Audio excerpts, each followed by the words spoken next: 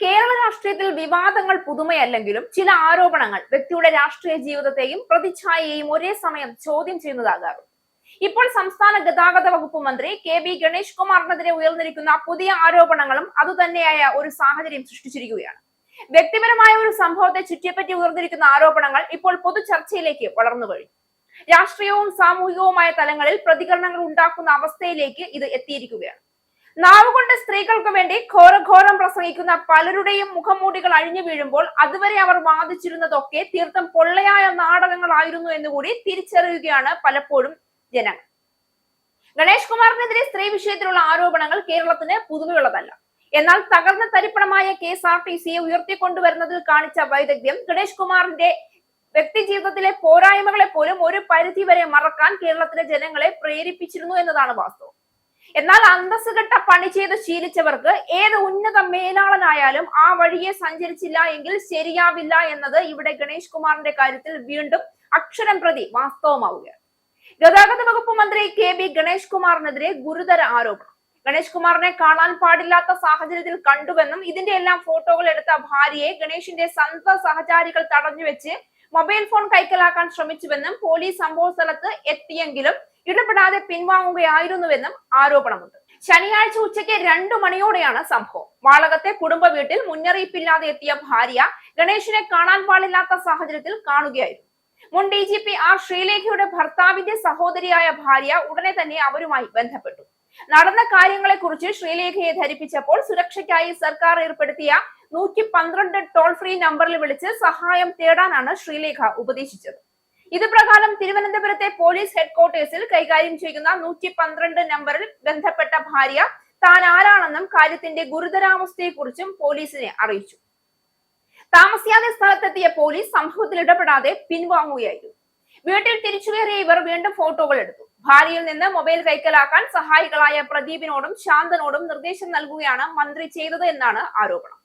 ഇതനുസരിച്ച് വാതിൽ കുറ്റിയിട്ട് സഹായികൾ ഇവരിൽ നിന്ന് മൊബൈൽ തട്ടിപ്പറിക്കാൻ ശ്രമിച്ചുവെങ്കിലും അവർ വിട്ടുകൊടുത്തില്ല. ഇതിനിടയിൽ പോലീസിന്റെ സഹായത്തിനായി ഉച്ചത്തിൽ കരഞ്ഞ് അപേക്ഷിച്ചു.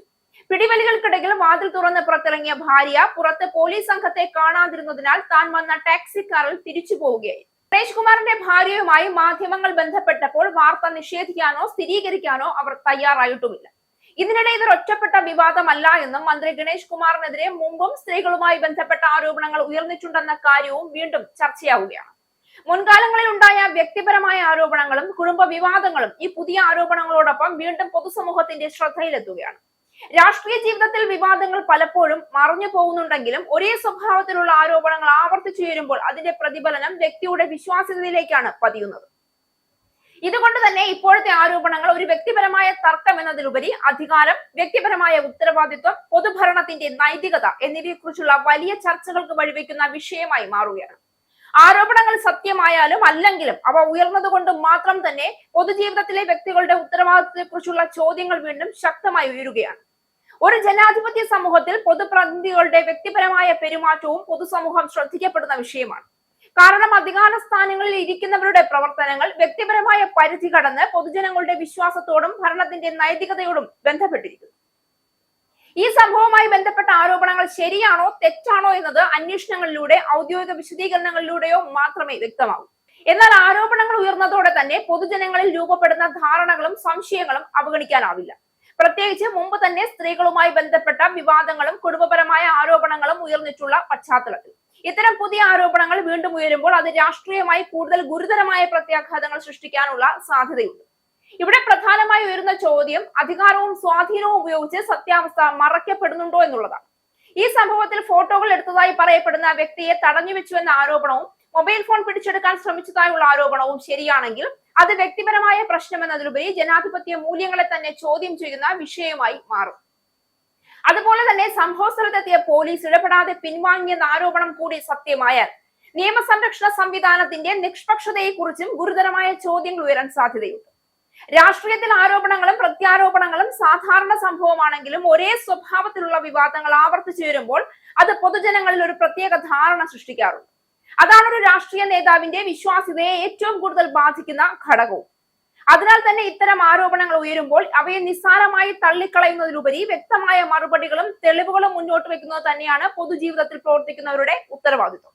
ഈ വിവാദം എങ്ങനെയാണ് അവസാനിക്കുക എന്നത് അന്വേഷണങ്ങളും രാഷ്ട്രീയ പ്രതികരണങ്ങളും തീരുമാനിക്കും.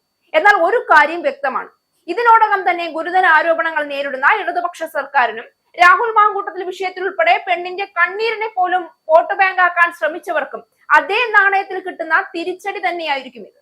ഇതിന്റെ വിധി കോടതി പറയുമ്പോൾ ശരിയായ വിധി തിരഞ്ഞെടുപ്പിൽ പൊതുജനം പറയും.